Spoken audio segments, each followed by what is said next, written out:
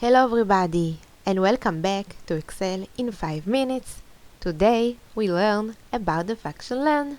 If I want to count the number of cherry text, like here, I have the word check and then I write equal len, L-E-N, and then I choose the function and then I take the word and I close this. So I have the number 5. 1, 2, 3, 4, 5. Let's do the word umbrella equal len. And then I choose the word, close, enter. And the last one, very nice, this is two words here.